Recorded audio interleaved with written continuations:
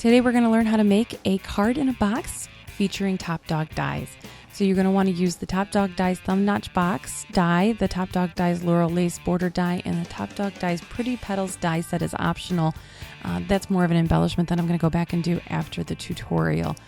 So you want to get some thicker patterned paper, and I'll tell you, Teresa Collins lines are really good for this. She's got this really thick patterned paper. It's great quality. And you're going to cut that to a 6x12. And for this entire project, the base of this entire project, you're really only going to need a 6x12. You can sub in some other pattern paper, but you can do this all with a 6x12. So as long as you position it back here and maximize the usage of this paper. So let's run this through our Sizzix and punch out that box. And there it is. There's your box. Very simple, very clean. Now let's go back and we got to burnish all of our creases. You want to make sure that you get them all straight. Everything needs to line up just right, because when you go back at the very end of this and you want to fold your box to fit it in the envelope after you have all your embellishments and everything, it's going to be really important that everything just lines up perfectly. So now this tab right here, I'm going to fold that over. That's actually what attaches one side of the box to the other. So you want to make sure you get all of those straight and everything. And I'll show you a little trick for how to make sure that you get this set up just perfectly. See how you fold it over and just make sure that it attaches? You can fold it right on top of that. Perfect.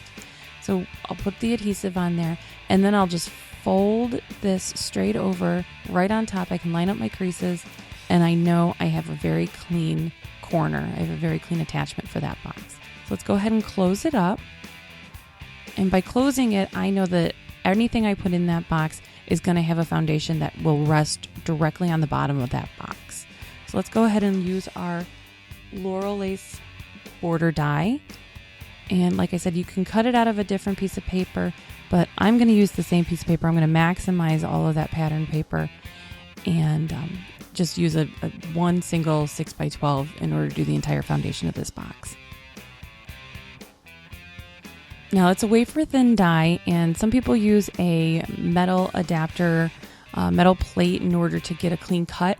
I use a washcloth, and I will tell you, I have not had a problem with it. I've had nothing but good luck with my little washcloth there. So in my thought process, as long as it works, it saves me enough money to go out and buy some more pretty paper, right? And I will tell you, it works perfectly. Look at this. All those little pieces just pop right out. Fantastic. And again, you can fit that next piece right next to it there. And you're going to need to cut 2 of these because you need, in the end, you need 2.5 long strips. You need 2.5 long strips of the border lace die in order to make your card in a box. And these border lace dies, the total for it is about 4 inches long. So you have to cut 2 and you'll have a little bit left over. Now, if I would have used some wax paper, that would have popped right out, but you can also punch it through the small holes in the back and it'll come out and you just pull it right off. Perfect. Let's clean up this mess.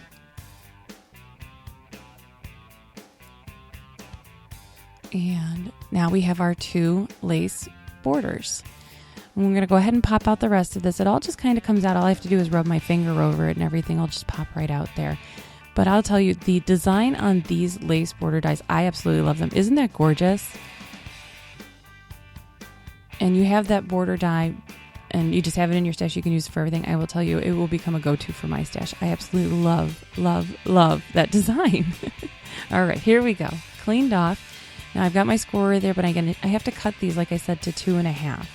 And you want to cut them from the flat side. Don't cut them from the decorative side. You'll just ruin the whole thing. So cut them from the flat side. Now I have my 2.5 inch pieces, and I'm going to score them at 1/4 inch on each side. So you're going to have a middle section of 2 inches and 1/4 inch on each side there. And you want to go all the way through it, all the way through the decorative side, everything. You want to go through all of that and fold it all over and get that flat. Now, as you can see, I folded that in a Z formation. So you want to fold it one side one way and one side another way. Some people call it accordion style. It looks like a little Z to me. And that's really the secret to these cards in a box and getting them to be able to fold flat in an envelope. Because when you do that, it'll fold flat. Now I'm putting my adhesive here on the sides. And when I put this in here right now, just tack it. Just tack it so it'll stay. You don't want to permanently adhere it quite yet, because you want it to have a little bit of give for when you go back and you test flattening it out for the envelope. Once you flatten it out for the envelope, that's really when you want to do all that when you want to permanently adhere it. Right now what I want to do is make sure that it's flat and it rests on the bottom of my box. So now I can open my box and fold it, and see how there's a little bit of bubble in there.